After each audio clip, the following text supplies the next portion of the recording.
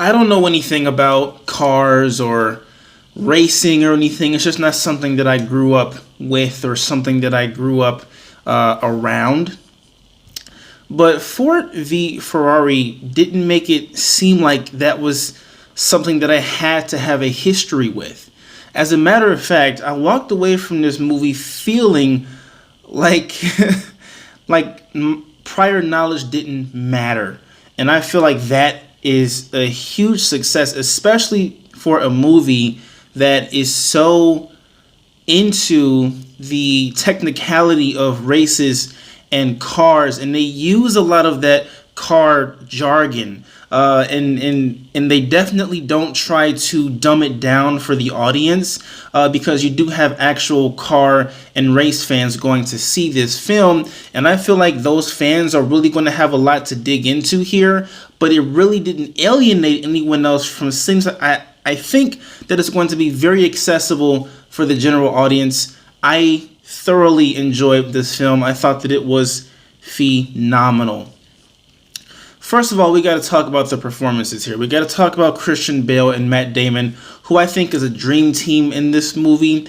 I have to give the edge to Christian Bale, which I believe is just a little bit of a cheat because the film really is Christian Bale's story. Now, while Matt Damon has a lot to do here, and he definitely has a lot of scene-stealing scenes, I think that Christian Bale is the one that, he's the heart of the film. He's the one you get to see some of that family life. His relationship with his son is a big part of it. And you just spend a lot of time with Christian Bale's Ken Miles, who really is a legendary race car driver. You really get to see how dedicated he was to his craft, to his work, how good of a driver he actually was. And then seeing some more of those personal things too really helped you grow to respect and like this character a lot. On top of the fact that he had a lot of great lines, a lot of great scenes, Christian Bale really acts the crap out of this role, and I gotta give the edge to him, and that's not to downplay Matt Damon.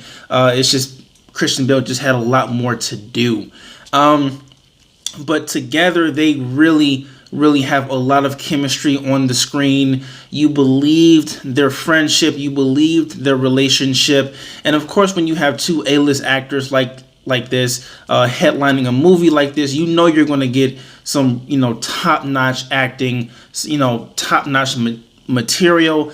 I just wasn't aware at how good it actually all was going to be. I mean, wow, the acting here is superb. And then there are some people with smaller roles who did a fantastic job as well. You have Josh Lucas, who's kind of like the villain of the movie in like a weird way.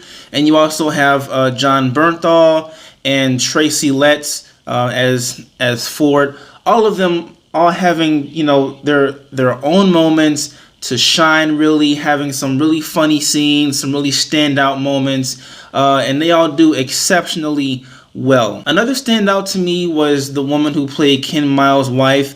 I'm not really sure how to pronounce her name. I think it's Catriona Balfe, whatever. I thought that she was really good. And when we're talking about female characters, a huge criticism is that they don't really have large roles or a lot of speaking lines. I feel like her role was very integral to who Ken Miles was, his dreams, his personal life.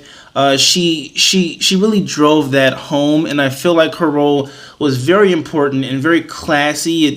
It fit. It didn't feel like it was forced. And I really enjoyed that a lot.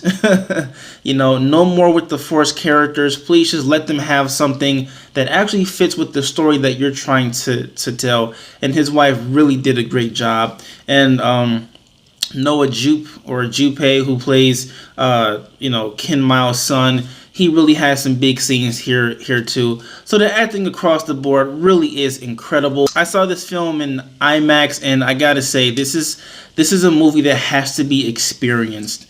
There are a few racing scenes in the film that are just so heart-stopping and heart-pounding, and just thrilling, and I feel like it's just exemplified by the fact that it's on this larger screen with the booming speakers. It really is an experience, and one that I'm not going to be forgetting anytime soon. I mean, it's a movie that deserves to be seen on the big screen. I implore you, if you are interested, go watch this movie on the big screen. You will be cheating yourself of one of the best experiences of the year. I have to say that I feel bad because a few months ago when I saw the trailer for this movie, I really didn't think that this film was going to be any more than just a good time seeing some cars, driving, and that was just going to be it. But this movie has a lot more depth than you would think, and it is based on an actual history. And if you're familiar with the Le Mans '66 and you know how that story plays out, then you're gonna know what to expect here. But the way that it's written and the way that it's directed and just how things go and the pacing, everything just makes it such an incredible viewing experience.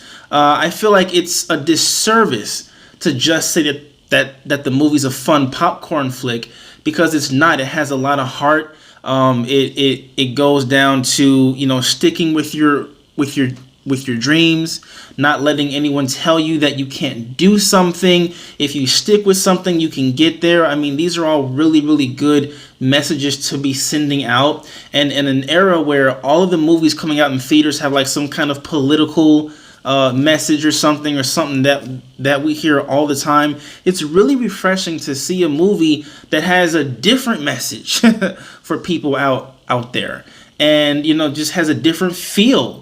And it's fun while also being important, while also having heart. It's a lot of things, and it works well. I think it's one of the best films of the year. I'd say it's probably my fourth favorite film of the year.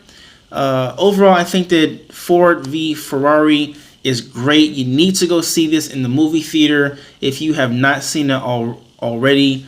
Are you excited to see Ford v Ferrari? Let me know in the comment section below.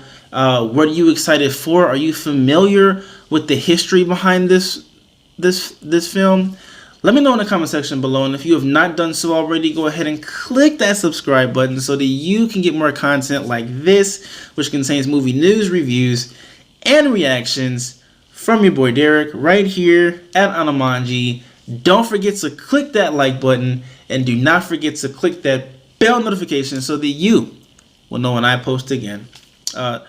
That's all I have for now. Thank you so much for watching, and until next time, stay dope.